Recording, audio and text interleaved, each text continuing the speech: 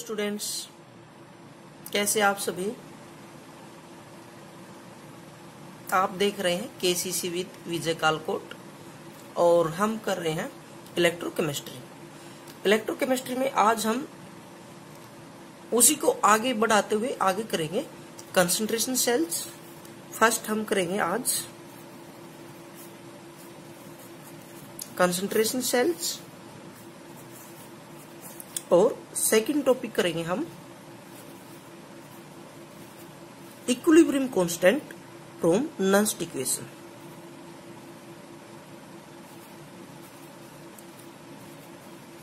Equilibrium constant from nuns equation.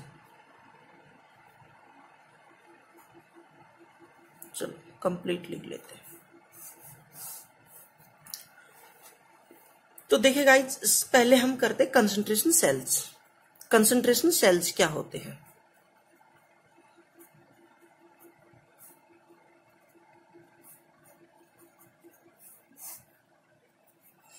आपने देखा था सेल कैसे बन रहे हैं, इलेक्ट्रोकेमिकल सेल कैसे बनते हैं, या फिर हमने क्या गैल्वेनिक या फिर वोल्टाइक सेल हमने किया था। वहां पर क्या होता है, इलेक्ट्रॉन की मूवमेंट होती है। क्यों होती है? पोटेंशियल डिफरेंस के कारण होती है। वहां पर इलेक्ट्रॉन पोटेंशियल अलग अलग होता है, तो इसलिए क्या है, वहां पर इलेक्ट्रॉन की मूवमेंट होती है।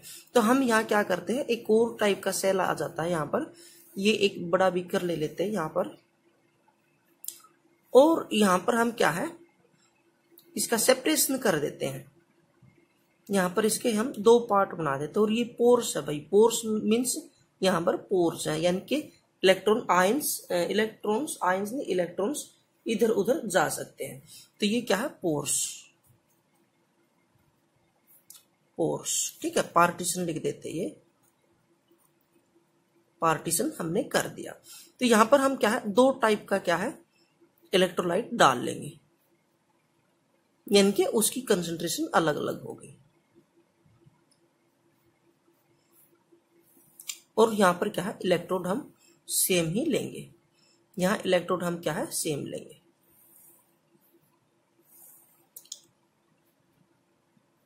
फॉर एग्जाम्पल हम क्या है, जिंक इलेक्ट्रोड ले लेते हैं। तो यहां पर क्या है, ये भी जिंक रोड है, और यहां भी क्या है, जिंक रोड। बट यहां कंसंट्रेशन क्या है, ये क्या है, ये भी जिंक सल्फेट है इलेक्ट्रोलाइट्स। यहां कंसंट्रेशन हम अलग लेंगे। यहां है 0.01 मोलर, और यहां पर जो जिंक सल्फेट सॉल्यूशन लेंगे उसकी कंसंट्रेशन हम ले लेते हैं 0.05 मोलर। तो आप समझ ही गए, यहां पर क्या है, कंसंट्रेशन अलग है। किसकी कंसंट्रेशन? आयंस की कंसंट्रेशन, यानी कि सॉल्यूशन की कंसंट्रेशन अलग है। अब बहुत सिंपल सी बात है, ZnSO4 किस में टूटेगा? Zn 2 positive plus SO4 2 negative. सीधी सी बात है। अगर इसकी क्या है, 1 मोलर है, तो ये भी 1 मोलर, ये भी 1 मोलर ही होगा। आयंस ये 1 मोलर होंगे। ये अगर 1 मोलर है इलेक्ट्रोलाइट, तो इससे क्या है, ये भी 1 मोलर ही प्रोड्यूस होंगे, और ये क्या है, सल्फेट आयन भी 1 मोलर ही होंगे। इसलिए क्या है, कंसंट्रेशन यहाँ पर हम क्या है, जैसी होगी उसके अकॉर्डिंग आयंस यहाँ पर प्रोड्यूस होंगे। और आयंस की कंसंट्रेशन के कारण क्या है, यहाँ पर इसका इलेक्ट्रोड पोटेंशियल डिफरेंस होगा इस रोड का, और इसका क्या है, इलेक्ट्रोड पोटेंशियल अलग होगा। तो अगर हम इसको कनेक्ट कर देते हैं मेटालिक वायर से, बीच में क्या हम वोल्टमीटर लगा देते हैं। मैं यहाँ V लिख देता हूं, क्या देखने के लिए, चेक करने के लिए। तो अब क्या होगा, अब यहाँ क्या है, वही बात फिर आ गई, क्या कि यहाँ पर क्या है, इलेक्ट्रोड के पोटेंशियल में डिफरेंस है। इसका पोटेंशियल अलग होगा, इसका अलग होगा। रिडक्शन पोटेंशियल का हो या फिर क्या ऑक्सीडेशन पोटेंशियल का हो। तो अब क्या है, क्वेश्चन इसमें क्या आता है कि क्वेश्चन ये अराइज होता है कि ऑक्सीडेशन कहां पर होगी और क्या रिडक्शन कहां पर होगी, और इलेक्ट्रॉन की मूवमेंट किस साइड होगी। तो गाइस आपने ध्यान रखना है, जहां पर भी कंसंट्रेशन कम होगी, जिस साइड में क्या है कंसंट्रेशन क्या होगी, लेस, उसी साइड में क्या होगा, ऑक्सीडेशन। और जिस साइड में क्या होगी कंसंट्रेशन ज्यादा होगी वहां पर क्या होगा, रिडक्शन, वहां पर क्या होगी, रिडक्शन। अब आप समझ गए, यहां ऑक्सीडेशन होगी तो क्या है, ये एनोड का काम करेगा और ये क्या है, नेगेटिव चार्ज हो जाएगा यहाँ पर, और ये किसका काम करेगा, कैथोड का, किसका काम करेगा, कैथोड का, और यहाँ क्या होगा, पॉजिटिव चार्ज। अब आप समझ गए, बहुत इजी है। इलेक्ट्रॉन की मूवमेंट क्या है, इस साइड होगी, और करंट की मूवमेंट क्या है, इस साइड होगी। करंट यहां लिख देता हूं मैं यहाँ पर, और इसको आई से रिप्रेजेंट कर देते हैं करंट। तो हम क्या है, हम मूवमेंट दिखाएंगे, वोल्टमीटर शो करेगा करंट की, इस साइड जा रहा है करंट। तो इस टाइप के सेल को हम क्या है, कंसंट्रेशन सेल्स कहते हैं। पहले क्या कहते थे, इलेक्ट्रोलाइट कंसंट्रेशन सेल, और अब क्या कहने लगे थे, इलेक्ट्रोड कंसंट्रेशन सेल। पहले क्या कहते थे, इलेक्ट्रोलाइट कंसंट्रेशन सेल्स, और अब इसका थोड़ा नाम चेंज कर दिया, इलेक्ट्रोड कंसंट्रेशन सेल्स। एक ही बात। डेफिनेशन क्या बन जाएगी, डेफिनेशन क्या होगी भाई,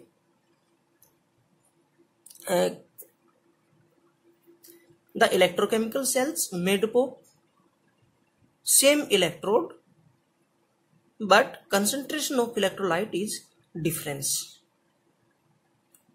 due to which spontaneous redox reaction takes place and electrical energy produce।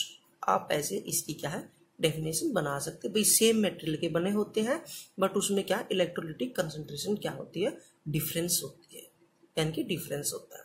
तो गाइस बहुत इजी था, बस यही है कंसंट्रेशन सेल में, और कोई इसमें कुछ ज्यादा बात नहीं है। और क्या किसके कारण होगी, इलेक्ट्रिसिटी प्रोड्यूस किसके कारण होगी, किसके कारण होती है इलेक्ट्रॉन की मूवमेंट, यहाँ पर क्या इलेक्ट्रोड पोटेंशियल के डिफरेंस के कारण। उसके बाद क्या है, कब तक होगी, क्वेश्चन नहीं आता भाई कब तक होगी। जैसे चलो इसकी रिएक्शन लिखते हैं, इसके ऊपर नॉन स्टिक क्वेश्चन लगा के देखते हैं कैसे होगी। अब रिएक्शन लिख लेते हैं, ये जिंक का ही बना है, जो तो जिंक का ही ऑक्सीडेशन होगा, Zn किस में कन्वर्ट होगा, Zn 2 पॉजिटिव प्लस 2 इलेक्ट्रॉन। तो यहां पर क्या है, इस साइड होगी ऑक्सीडेशन रिएक्शन, यहाँ क्या होगी, ऑक्सीडेशन। तो इसको हम कह देते हैं कंसंट्रेशन 1 C1, और इसको क्या कहते हैं, C2, C1 और C2, क्योंकि यहां पर क्या ये फर्स्ट रिएक्शन, पहले ऑक्सीडेशन ही लिखते हैं जनरली, उसके बाद क्या है Zn 2 पॉजिटिव, जो यहाँ आयन ज्यादा है, ये क्या है 2 इलेक्ट्रॉन लेंगे और किसी में कन्वर्ट होंगे, जिंक के अंदर, और इस यहाँ पर क्या होगा, रिडक्शन। और ये कौन सी कंसंट्रेशन है भाई, C2, ये क्या C1 वाली थी, ये क्या C2। क्यों, एक चीज और देखो आप, बहुत मतलब मोटे दिमाग से देखो, मोटी बुद्धि से, सीधी सी बात है भाई, यहाँ आयंस कम है, यहाँ आयंस ज्यादा है, यहाँ आयंस कम है, यहाँ आयंस ज्यादा है। इस साइड अगर आयंस ज्यादा है, कौन से आयन, Zn 2 पॉजिटिव, तो वो इलेक्ट्रॉन लेंगे, और इलेक्ट्रॉन लेंगे तो क्या है, मेटालिक फॉर्म में आ जाएंगे, क्योंकि मेटालिक फॉर्म में आएंगे तो क्या ये रिडक्शन हो जाएगा, इस साइड रिडक्शन होगा, क्योंकि यहाँ पर आयंस ज्यादा है। आयंस को हमने किस में कन्वर्ट करना होता है, मेटालिक फॉर्म में या फिर एलिमेंटल फॉर्म में, किसके अंदर, रेडॉक्स रिएक्शन के अंदर। रिडक्शन यही होता है। तो क्या है, उसके बाद क्या होगा, अपने आप ही क्या होगा, दूसरी साइड में ऑक्सीडेशन ही होगा, अंडरस्टूड सी बात है। तो यहाँ पर क्या है, पहले हम ऐसे लिख लेंगे यहाँ पर, और ओवरऑल रिएक्शन क्या हो जाएगी, ये क्रॉस हो ही गया, आप समझ ही रहे हो। तो ओवरऑल रिएक्शन क्या बन गई हमारी, Zn plus Zn 2 positive gives क्या हो गया यहाँ पर, Zn 2 पॉजिटिव प्लस जिंक। अच्छा एक बात और देखो, यहां पर जो कंसंट्रेशन है, यहां लिखने की बजाय यहां लिख लेते हैं हम C1, और यहाँ क्या है, इसके साथ क्या है, C2 लिख देंगे। ये तो डिफरेंस है, ये भी कैंसिल आउट हो जाएगा क्योंकि ये भी इक्वल है यहाँ पर। तो रिएक्शन हम कैसे बन जाएगी हमारी, Zn 2 पॉजिटिव C2। क्यों, क्योंकि ये कंसंट्रेशन अलग है। गिव्स क्या होगा, Zn 2 पॉजिटिव और क्या C1। क्यों, क्योंकि ऊपर C1 है, ये हमने फर्स्ट कंसंट्रेशन कही, ये सेकेंड कंसंट्रेशन। तो ये हमारी क्या है, ये वाले ओवरऑल रिएक्शन बन गई। रिप्रेजेंटेशन कैसे होगी, रिप्रेजेंटेशन ये जिंक है, इसका क्या ऑक्सीडेशन हो रहा है यहाँ पर, ये लिखेंगे, और ये क्या है, इसका रिडक्शन हो रहा है। पहले ऑक्सीडेशन हाफ लिखेंगे Zn/2 Zn2+2, और ये कौन सी कंसंट्रेशन यहाँ पर, ये वाली C1 ब्रैकेट में डबल स्लैश यानी कि सोल्ट ब्रिज Zn2+2, ये क्या है C2 और क्या है Zn। ये क्या है, representation of concentrated cell, concentration cell. तो अब हम क्या है यहाँ पर एक बार नस्ट इक्वेशन अप्लाई करके देखते हैं, यही लगाएंगे। नस्ट इक्वेशन होती क्या है, आप सभी जानते हो, E cell is equal to E naught cell minus होगा 0.0591 by n log concentration of product by concentration of reactant। तो यहां पर क्या है, ई सेल क्या हो जाएगी, ई सेल निकालने के लिए ई नोट सेल क्या होगा भाई, हम क्या है उसका लेते हैं, जिंक का ले रहे, दोनों ही क्या है इलेक्ट्रोड सेम है, तो स्टैंडर्ड कंडीशन पर क्या है वो तो 0 हो जाएगी, यानी कि जिंक का ऑक्सीडेशन भी और क्या है रिडक्शन भी, उसमें से माइनस करेंगे तो कैथोड वाले में से एनोड वाला, तो वो क्या है 0 हो जाएगी, क्योंकि क्या ये तो हम सीधा लेते हैं। तो यहाँ पर क्या है, जिंक का अगर आप कैलकुलेट करोगे तो क्या होगा -0.76, और उस साइड क्या होगा प्लस हो जाएगा, तो वो क्या कैंसिल आउट हो जाएगा, ये तो 0 हो गई।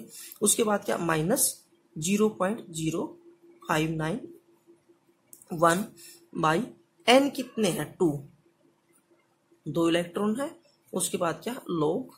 तो अब कंसंट्रेशन कौन सी लिखेंगे, कंसंट्रेशन प्रोडक्ट कौन सा है यहाँ पर, ध्यान दो भाई, प्रोडक्ट्स कौन सा है यहाँ पर,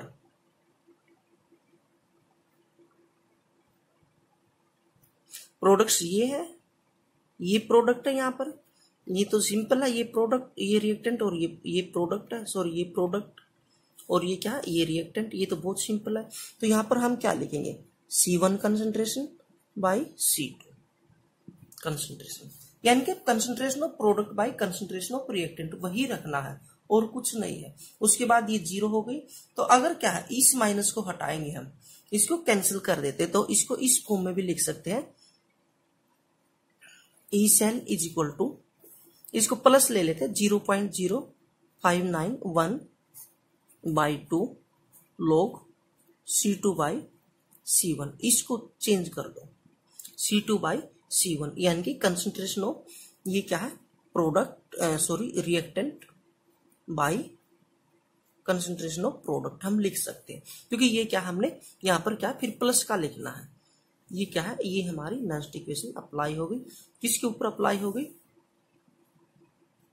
कंसंट्रेशन सेल के ऊपर, बस। अच्छा, इसमें एक बहुत इंपॉर्टेंट बात है, ध्यान रखनी है, C1 कौन सी होगी, C2 कौन सी होगी।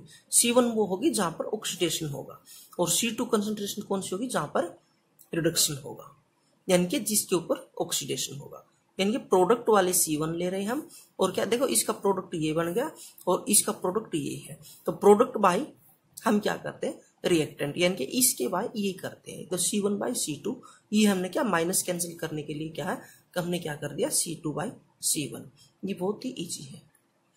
तो चलिए गाइस एक क्वेश्चन ले लेते हैं इससे, calculate the EMF of the following concentration cell at 298 kelvin. तो यहां पर क्या है जिंक और जिंक सल्फेट, उसके बाद क्या है जिंक सल्फेट से जिंक में कन्वर्ट हो रहा है, आप समझिए गए बहुत इजी है। क्या इसकी कंसंट्रेशन ज्यादा है इससे, तो यहाँ पर क्या होगा, ये क्या होगा ऑक्सीडेशन हाफ सेल, और ये क्या रिडक्शन हाफ सेल, यहाँ पर ऑक्सीडेशन होगी यहाँ पर रिडक्शन होगी, जहां पर कंसंट्रेशन कम होगी वहां पर क्या ऑक्सीडेशन होगी, और ये क्या है ये इसका प्रोडक्ट, और ये क्या है ये इसका प्रोडक्ट, ठीक है। देखो ये फिर से बता देता हूं, ये रिएक्टेंट और ये प्रोडक्ट, फर्स्ट वाले रिएक्शन का ये रिएक्टेंट और ये क्या है प्रोडक्ट, तो चलिए हम नेक्स्ट इक्वेशन लगा देते हैं। क्या थी? E cell is equal to 0.0591, क्योंकि ई नोट सेल तो क्या हो जाएगा, 0 हो जाएगा यहां पर। उसके बाद क्या है, एन की वैल्यू कितनी आ जाएगी, एन पहले लिख लेते हैं, log C2/C1। C2/C1 करेंगे। ये क्या है, ये C1 और ये क्या है, यहां पर ये C1 है और ये क्या है, C2/C1, क्योंकि वो माइनस को हटाने के लिए हमने क्या, इसको रिवर्स लिख दिया। नहीं तो अदरवाइज क्या होता, C1/C2, यानी कि प्रोडक्ट बाई रिएक्टेंट ही होती है। एक ही सिंपल है, वही रखना स्टार्ट से, concentration of product by concentration of reactant ही होती है नेक्स्ट इक्वेशन में। बट हमने क्या, ये माइनस हटाने के लिए क्या है, ये C2/C1 कर दिया, यानी कि रिएक्टेंट बाई प्रोडक्ट कर देंगे हम यहाँ पर। उसके बाद क्या है, E cell is equal to 0.0591। आप समझते हो यहाँ पर एन की वैल्यू क्या हो जाएगी, 2, एन की वैल्यू 2, क्योंकि क्या है, जिंक किस में जाएगा, Zn 2 पॉजिटिव प्लस क्या देगा, 2 इलेक्ट्रॉन। आप सभी जानते हो इस रिएक्शन को। इस साइड में क्या होगा, Zn 2 पॉजिटिव प्लस 2 इलेक्ट्रॉन, तो ये क्या होगा, जिंक। रिएक्शन तो वही होगी, आयनिक कंसंट्रेशन डिफरेंस है, तो आयन की वैल्यू क्या हो जाएगी, 2 और log, तो C2 कंसंट्रेशन कितनी है, 0.1, उसके बाद क्या 0.01, यानी कि इसको सोल्व कर दो, इस पॉइंट को हटाओ, यहाँ पर 10 हो जाएगा, इसको हटाओ इंटू 100 हो जाएगा, ये है ये गया, तो log 10 आ गया। log 10 की वैल्यू 1 होती है, और इसको इससे काट दो तो क्या हो जाएगी, E cell is equal to 0.02955 volt, कुछ ऐसे आ जाएगा। इसको आप क्या करोगे, काटोगे तो क्या है, 2955 ऐसे कुछ इसमें आ जाएगा। तो ये क्या, ये हमारा आंसर आ गया। तो चलिए गाइस, नेक्स्ट है हमारा equilibrium constant from non-stick equation.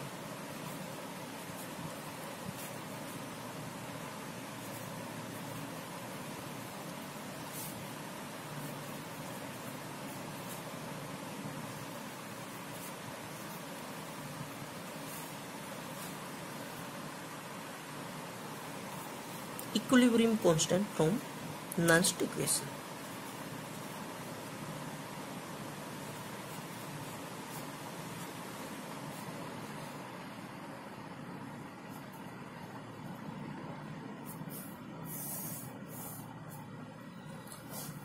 तो इसके लिए गाइज हम एक छोटी सी चीज समझते पहले, बहुत छोटी सी बात है कि इक्विलिब्रियम कांस्टेंट होता क्या है। सपोज करो हमारे पास क्या है, ए प्लस बी, ये हमारे रिएक्टेंट है, और ये क्या, और ये है हमारे पास एक रिवर्सिबल रिएक्शन, ये सी है, ये हमारे पास क्या है, रिवर्सिबल रिएक्शन। तो यहां पे मैं आपको दो बात बताऊंगा। क्या, अगर किसी रिवर्सिबल रिएक्शन में इक्विलिब्रियम क्वोशिएंट, एक होता है इक्विलिब्रियम क्वोशिएंट। क्वोशिएंट क्या होता है, क्वोशिएंट उस टाइम होता है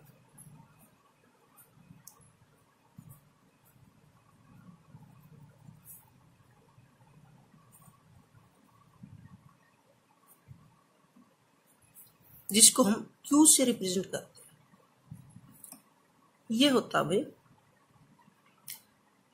concentration of products by concentration of reactant raised to power their coefficient d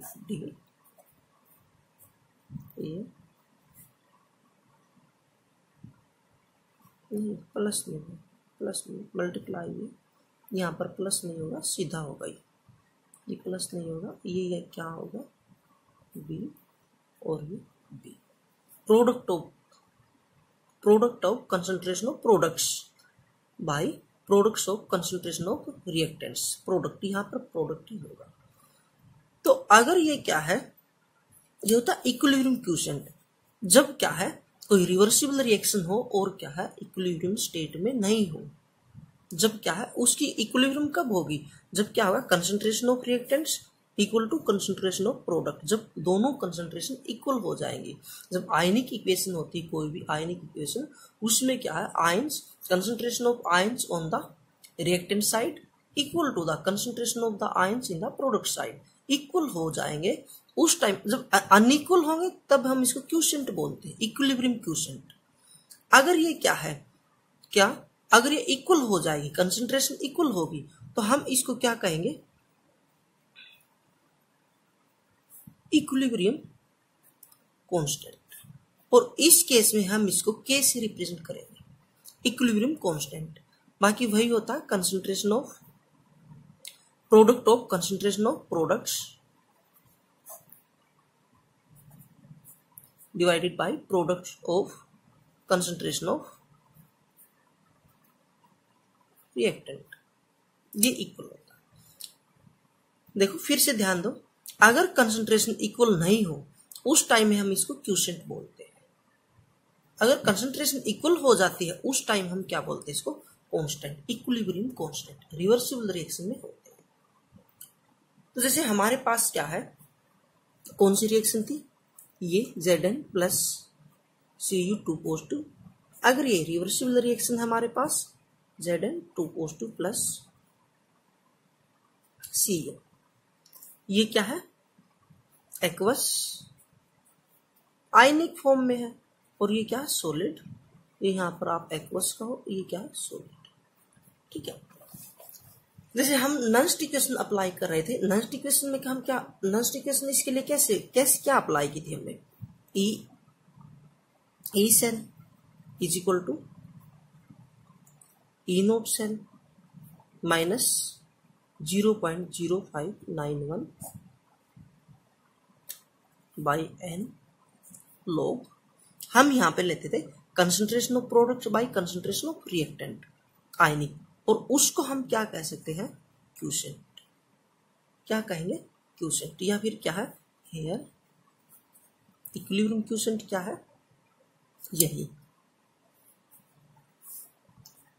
Zn 2 positive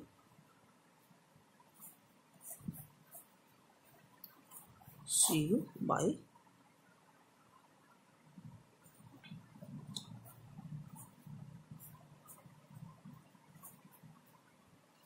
product by reactant, वही है सेम। तो यहां पर क्या है, ये तो यूनिटी हो जाएंगे, ये तो प्योर स्टेट में है, ये क्या हो जाएगी concentration of zinc ion by concentration of copper ion, ये हो जाएगी equilibrium quotient. Q is equal to, ये ऐसे लिख लो Q इज इक्वल टू, ठीक है।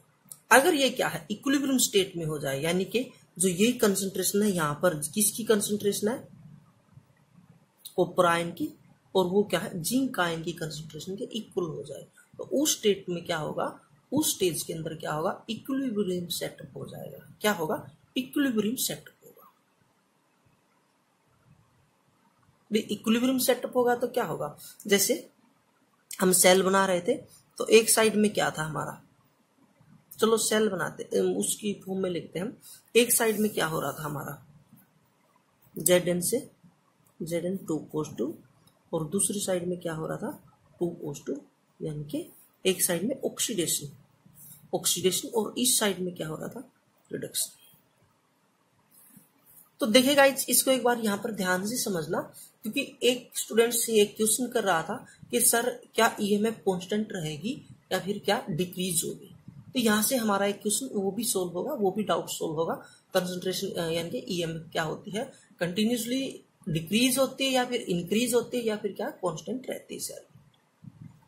तो कंसंट्रेशन क्या होती है यहाँ पर जो ऑक्सीडेशन, और एक क्या कंसंट्रेशन सेल में मैं बता चुका हूं, जिस साइड में जिस कंसंट्रेशन ज्यादा होगी उसी साइड में रिडक्शन होगा। तो यहाँ पर क्या रिडक्शन क्या है, here reduction takes place and here oxidation takes place, आप बहुत अच्छे से जानते हो। तो इसका मतलब क्या है, इस साइड कंसंट्रेशन ज्यादा है, तो यहां पर क्या होगी कंसंट्रेशन इस साइड में डिक्रीज होने लग जाएगी जैसे सेल वर्क करेगा, और इस साइड में इंक्रीज होने लग जाएगी। एक स्टेज ऐसी आएगी भाई, इस साइड में इंक्रीज और इस साइड में डिक्रीज।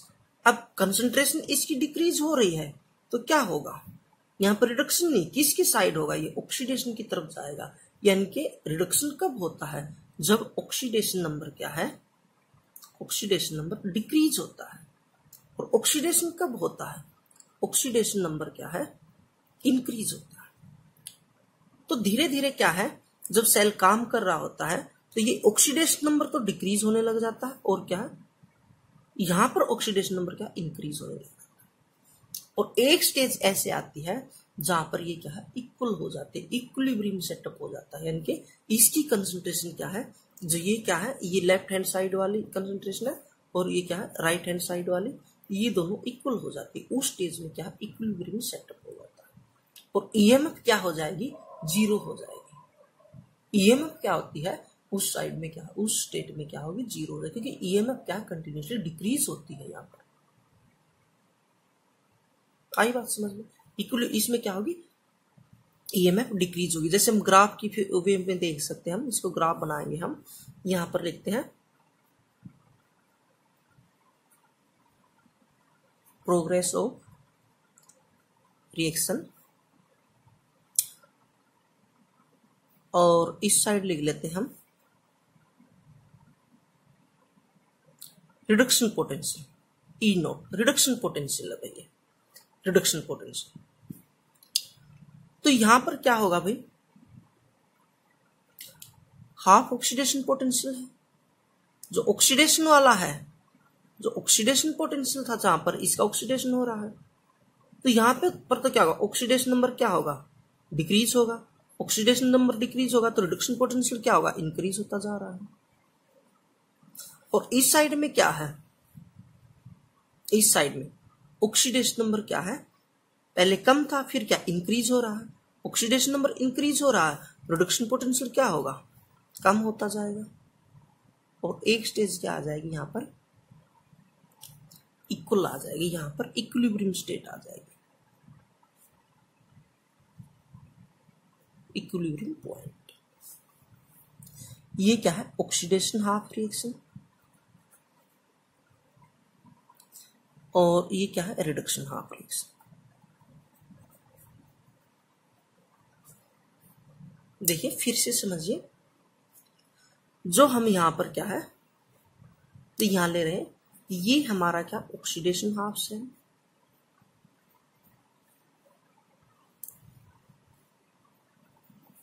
और ये क्या है,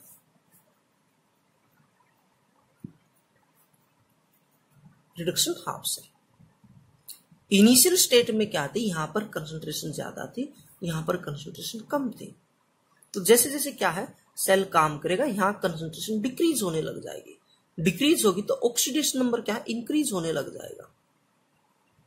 ऑक्सीडेशन नंबर क्या है, इंक्रीज होने लग जाएगा। ऑक्सीडेशन नंबर इंक्रीज होगा तो क्या है, रिडक्शन पोटेंशियल डिक्रीज होने लग जाएगा। ये रिडक्शन पोटेंशियल क्या है, डिक्रीज होने लग जाएगा, इसका रिडक्शन कम होने लग जाएगा। और यहां पर इस साइड में क्या होगी, ऑक्सीडेशन नंबर डिक्रीज होने लग जाएगा, और क्या है, यहां पर रिडक्शन पोटेंशियल इंक्रीज होने लग जाएगा, यानी कि रिवर्स होगा। एक स्टेज ऐसी आ जाएगी जहां पर क्या, इक्विलिब्रियम, यानी कि कंसंट्रेशन इक्वल हो जाएगी, इक्विलिब्रियम सेटअप हो जाएगा। इसको ध्यान से देखो, एक बार इसको नोट करो, और मैं लिख देता हूं, यहां पर क्या होगी, E cell is equal to zero. E cell बोलेंगे, ई नोट सेल नहीं कहेंगे, स्टैंडर्ड स्टेट नहीं रही वहां पर, 1 मोलर कंसंट्रेशन नहीं रही, कंसंट्रेशन क्या इक्वल हो गई वहां पर। तो या ई सेल क्या, टोटल ईएमएफ जीरो हो जाएगी, और क्या है, सेल क्या है, काम करना बंद कर देगा, working of cell is stop हो जाएगी भाई रिएक्शन। यहाँ पर फिर क्या है, सेल हमारा डेड हो जाएगा, काम नहीं करेगा। तो इसके लिए क्या हम नॉन स्टिकेशन अप्लाई करते हैं। देखो नॉन स्टिकेशन क्या थी हमारी, E cell is equal to E naught cell minus 0.059 by n log concentration of product by concentration of reactant। तो यहां पर क्या है, ई सेल तो क्या हो गई, यहां पर जीरो हो गई। ई नोट सेल हम कैलकुलेट करेंगे स्टैंडर्ड ईएमएफ, उसके बाद क्या है, 0.59 और जो कॉपर जिंक वाले रिएक्शन में बता रहा था वहाँ n की वैल्यू क्या होगी 2, आप सभी जानते हो ये क्या है log। और यहाँ पर मैं क्या लिख सकता हूँ, यहाँ पर k is equilibrium constant, k is equal to concentration of product by concentration of reactant. यानी कि अगर हमारे पास ये रिएक्शन है Zn plus Cu 2 positive,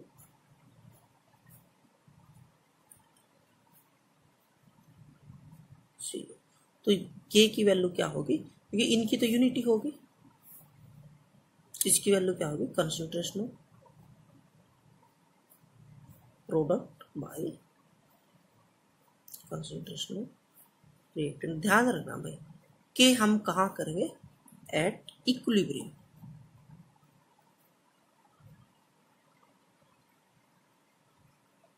equilibrium state में करेंगे, एट इक्विलिब्रियम। तो ये क्या है इक्विलिब्रियम कांस्टेंट, इसको क्या कहेंगे के को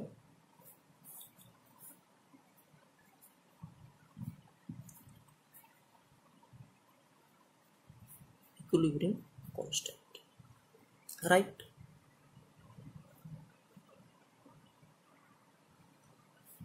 चलिए और इसको कर लेते हैं, केसी लिख देते हैं इक्विलिब्रियम कांस्टेंट।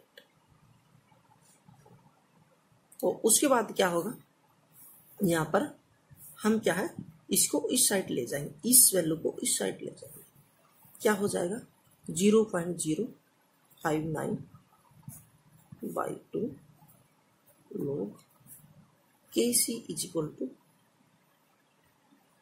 ई नोट से। यानी कि यह हम कह सकते हैं E naught cell is equal to 0.059 by n log Kc, log Kc। भाई अगर आपने ये नहीं रखना तो हम n रख देंगे, n इज क्या नंबर ऑफ इलेक्ट्रॉन जो क्या है एक्सचेंज हो रहे हैं, जो क्या है इलेक्ट्रॉन रिप्लेस हो रहे हैं, वो क्या है n की वैल्यू आप सभी जानते हो। ये क्या है, ये हमारी हो गई जब क्या है टेम्परेचर और प्रेशर कांस्टेंट। अदरवाइज आपको पता नेक्स्ट इक्वेशन क्या होती है, आप इसको सीधे भी लिख सकते हो, E naught cell is equal to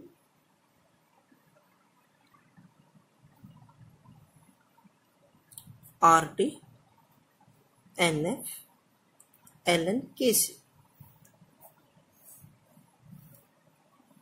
ln Kc। और यहाँ तो गाइस इक्विलिब्रियम कांस्टेंट के ऊपर एक क्वेश्चन लेते हैं। क्वेश्चन क्या है, calculate the equilibrium constant for the given reaction. Reaction क्या है, कॉपर और सिल्वर के साथ रिएक्शन करवा रहा है और इसके अंदर क्या है कॉपर आयंस में कन्वर्ट हो रहा है और ये क्या है सिल्वर। ये इस टाइप से क्वेश्चन दे देगा। गिवन क्या है, रिडक्शन पोटेंशियल ऑफ सिल्वर दे दिया और रिडक्शन पोटेंशियल ऑफ कॉपर यहाँ पर दे दिया। ये कब आया हुआ, पंजाब बोर्ड में आया हुआ है 2011 में, 2011 में, और असम बोर्ड में क्या 2012 के अंदर आया हुआ है। तो उसके बाद क्या है, यहाँ पर आपने क्या करना है, बहुत सिंपल, आपने क्या है नेक्स्ट इक्वेशन लगा देंगे हम। क्या थी हमारी इक्विलिब्रियम कांस्टेंट के लिए, ई नोट सेल, ध्यान देना भाई, इज इक्वल टू सीधा हो जाएगा 0.0591 बाई n log Kc। तो Kc कैलकुलेट करना हमने, ये अपने आप ही देगा कैलकुलेट द इक्विलिब्रियम कांस्टेंट, मतलब Kc की वैल्यू हमने यहाँ पर ये क्या है कैलकुलेट करनी है। उसके लिए क्या हम सबसे पहले क्या क्या पता होना चाहिए हमें, E cell, E naught cell हमें पता होना चाहिए। और उसके बाद क्या है, ई सेल तो जीरो ही होगी क्योंकि क्या है इक्विलिब्रियम पहले से ही दे रहा है। इक्विलिब्रियम कहते ही आपने समझ जाना ईएमएफ जीरो है, उससे क्या है आपने सीधी ये निकालनी है E naught cell, E naught standard reduction potential of cell.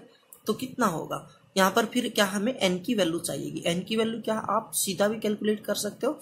ये देखो कॉपर है, कॉपर 2 पॉजिटिव आयन में कन्वर्ट हो रहा, मतलब मींस क्या है, पहले तो देखो रिएक्शन बैलेंस है या नहीं है, बैलेंस हो गई तो फिर क्या आप अपने आप कैलकुलेट कर सकते हो। यहाँ कॉपर 1 है, यहाँ देखो 1 है, ठीक है, आयन है, ठीक है। उसके बाद क्या है, ये 2 आयन है, यहाँ पर भी क्या है 2 है, ये बैलेंस है। उसके बाद क्या है, देखो ये क्या है कॉपर 2 पॉजिटिव में आ रहा है, या फिर इसकी ले लो, ये 2 है, ये 1 पॉजिटिव है, और ये क्या है एक सिल्वर कितने इलेक्ट्रॉन लेगा, 1। उसके बाद क्या है 2 है तो 2 लेंगे, यानी कि n की वैल्यू क्या है हमारी 2 हो गई। यहाँ पर n की वैल्यू कितनी हो गई 2, नहीं तो आप क्या है इसकी ऑक्सीडेशन रिडक्शन रिएक्शन लिख के आप देख सकते हो। उसके बाद क्या है ऑफ कोर्स ये क्या है रिडक्शन पोटेंशियल ज्यादा है और ये क्या कम है। इसका मतलब क्या है ये किसका काम करेगा कैथोड और ये किसका काम करेगा एनोड। बहुत सिंपल। तो ई सेल क्या होगा कैथोड माइनस एनोड। तो आप क्या कर दो 0.80 माइनस 0.34 क्या आ गई ये आ जाएगी 0.46 volt 0.46 volt is equal to as it is 0.0591 n की वैल्यू क्या आ गई 2 log केसी। उसके बाद क्या ये वोल्ट है भाई। उसके बाद क्या इसको इस साइड ले आओ log केसी बन जाएगा।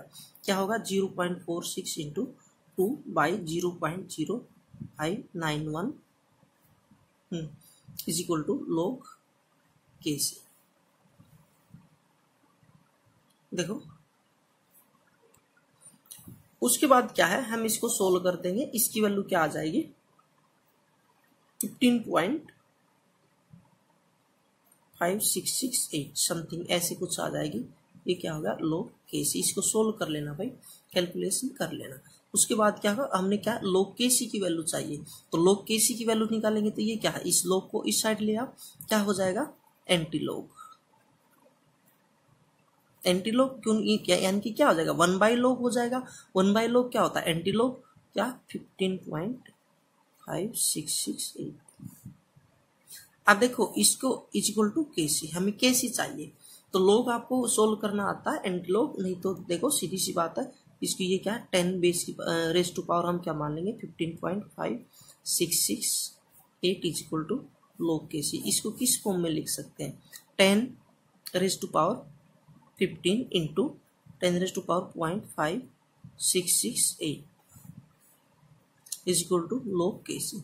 अब देखो ये तो log 10 रेज़ टू पावर 15 सही है इंटू उसके बाद देखो 0.5668 किसके बीच में आता है। तो ये देखो जैसे मैंने एंटी लॉग सोल्व करना सिखा रखा है अगर आपको नहीं आता तो एक बार वो वीडियो फिर से देख लेना। ये क्या होता है भाई देखो log 3 की वैल्यू क्या थी हमारी 0.4770 और log 4 की वैल्यू क्या थी हमारी 0.6020। वहां पर मैंने ये क्या 30 लिख दिया था वो क्या है 20 ही होगा। तो यहाँ पर क्या है देखो ये वैल्यू ये पॉइंट ये देखने वाले 0.5668 ये इन दोनों के बीच में है। इसका मतलब क्या है 3 तो कंप्लीट है 3 तो पूरे होंगे और यहाँ क्या है समथिंग कुछ ना कुछ आएगा। वो क्या आएगा इसके ऊपर आएगा 3 पॉइंट समथिंग आएगा। तो क्या आएगा तो देखो इसको आप सिंपल देख सकते हो भाई इस पॉइंट को छोड़ दो आप पॉइंट को भूल जाओ। इसको सिर्फ आप 47 मानो और इसको 60 मानो। 47 आप काउंट करते जाओ तो 56 कहाँ पर आ रहा है 47 और 60। इससे आगे डिजिट काउंट करोगे तो क्या हो गई अप्रोक्सीमेट 13 हो गई। तो इसका हाफ करोगे तो कितना हो जाएगा यानी कि अप्रोक्सीमेट 6.5 होता है। सीधी सी बात है 7 काउंट कर लो आगे तो कितने हो गए इससे आगे 7 काउंट करोगे तो कितने हो गए 54 और ये क्या 56 यानी कि अप्रोक्सीमेट क्या है 60% हो जाएगा।